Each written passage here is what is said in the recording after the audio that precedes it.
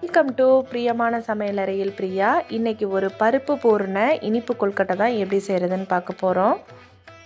இதை எப்படி செய்யலான்னு டீட்டெயிலாக பார்க்கலாம் வாங்க. இதுக்கு நான் கடலைப்பருப்பை 2 மணி நேரம் போல் ஊற வச்சுருக்கேன்.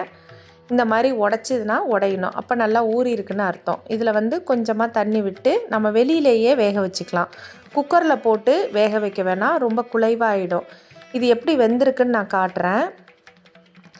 இதை இப்போ நீங்கள் எடுக்கும்போது நீங்கள் கையால் உடச்சிங்கன்னா இந்த மாதிரி நல்லா இது மாதிரி வெந்திருக்கணும். இந்த ஸ்டேஜ் போதுமானது, ரொம்ப குழைவாக மட்டும் வெந்துட வேணாம். இது மாதிரி ஒரு கொலாண்டரில் போட்டு வடிகட்டி தனியாக எடுத்து வச்சுக்கோங்க. இப்போது நம்ம வெல்லம் சேர்த்துக்கலாம். நான் 1 கப்பு பருப்புக்கு 3/4 கப்பு அளவுக்கு வெல்லம் சேர்த்துருக்கேன். இது கொஞ்சம் கூட இருக்கும், ஏன்னா கட்டிகள் இருக்கிறதுனால கொஞ்சம் கூட இருக்கும். 1 கப்புக்கு 1 கப்பு கூட சேர்த்துக்கலாம். 1/2 கப்பு அளவுக்கு தண்ணி சேர்த்துக்கோங்க. இதை இப்போ கரைய விட்டுறலாம். இந்த மாதிரி கொதிச்சிட்டு இருக்கிற கேப்பில் நம்ம சுத்தமாக நல்லா தண்ணியே இல்லாமல் பருப்பை வடிகட்டி எடுத்துட்டு அதில் 2 போல் ஏலக்காய் சேர்த்துருக்கோம். இதை மிக்சியில் இந்த மாதிரி ஸ்டேஜில் பல்ஸ் போட்டு எடுத்துக்கோங்க. ரொம்ப அரைச்சிங்கன்னா மிக்சியில் ஒட்டிக்கும். அதனால் எப்போவுமே இது மாதிரி அரைக்கும்போது 2 பல்ஸ் போட்டாலே போதும்.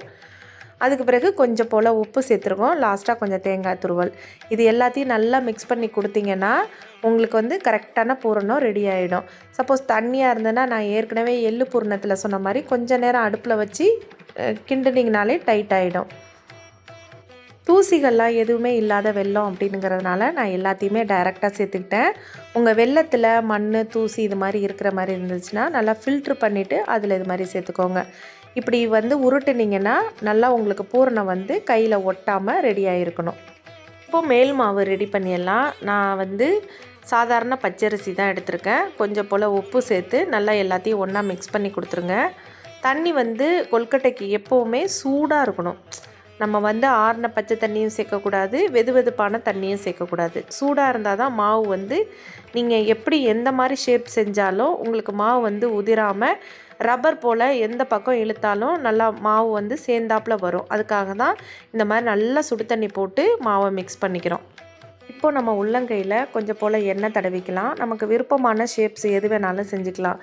இல்லைன்னா நம்ம பாரம்பரியமாக செய்கிறது எப்படின்னா நம்ம பூவரசம் இலையில தான் நம்ம கொழுக்கட்டை செய்வாங்க. இப்போ நமக்கெல்லாம் அப்பார்ட்மெண்ட்டு இந்த மாதிரி இடத்துல எல்லாம் வில்லேஜில் தான் அது கிடைக்கிது. பெரும்பாலும் நம்ம சிட்டி பேசிஸில் போனதுனால அந்த இலைகள் கிடைக்கிறது கிடையாது. அது ஒரு மருத்துவ குணம் இருக்கிறதுனால தான் அதில் ஒரு காலம் நம்ம செஞ்சிட்ருந்தோம். இப்போ அதெல்லாம் இல்லாததுனால நம்ம விருப்பமான ஷேப்ஸை நம்ம கைகள்லையோ இல்லை அச்சுகள்லையோ கொண்டுட்டு வரோம். அச்சு இல்லாதவங்க இந்த மாதிரி மெத்தடை யூஸ் பண்ணிக்கோங்க. நல்லா தின்னாக உங்கள் 2 விரலாலேயே சுற்றி செஞ்சுட்டு அடுத்து ஒரு பால் மாதிரி ரெடி பண்ணிவிடுங்க உள்ள பூரணத்தை வச்சு.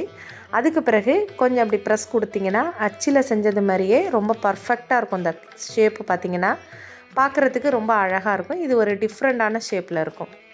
அப்படி இந்த ஷேப் செய்கிறது நீங்கள் கொஞ்சம் கஷ்டமாக ஃபீல் பண்ணிங்கன்னா நம்ம ஏற்கனவே எள்ளு பூரணத்தில் எப்படி செஞ்சுருக்கோனுங்கிறதுல ஒரு வீடியோ இருக்குது, அதையும் போய் செக் பண்ணி பாருங்கள். அதில் நம்ம டெக்ஸ்டைல்ஸில் கொடுக்குற அந்த கவரையும் வீட்டில் இருக்கிற மூடியையும் யூஸ் பண்ணி நம்ம அழகாக ஷேப் கொண்டு வந்திருக்கோம். நீங்கள் அந்த மெத்தடை கூட ஃபாலோ பண்ணிக்கலாம். மீதம் இருக்கிற மாவுலையும் நம்ம என்ன விருப்பமான ஷேப்ஸ் வேணுமோ அதில் இந்த பூரணத்தை வச்சு நம்ம செஞ்சுக்கலாம். அச்சுகள் இருந்தாலும் செய்யலாம், அச்சு இல்லாமலே இந்த மாதிரி அழகாக செஞ்சிடலாம். நம்ம எப்போவுமே கொழுக்கட்டைக்கு மேல் மாவை நல்லா தின்னாக திரட்டினோம்னாலே கொழுக்கட்டை நல்லா சாஃப்டாக இருக்கும். ரொம்ப நேரம் ஆனாலும் இது போல் சாஃப்டாகவே நல்லா பஞ்சு போல் இருக்கும். இந்த விநாயகர் சதுர்த்திக்கு இதை ட்ரை பண்ணி பாருங்கள். இந்த மாதிரி ரெசிபீஸ்லாம் வேணும்னா தொடர்ந்து பிரியமான சமையலறையை ஃபாலோ பண்ணிகிட்டே வாங்க. சப்ஸ்கிரைப் பண்ணிவிட்டு நம்ம சேனலை பாருங்கள்.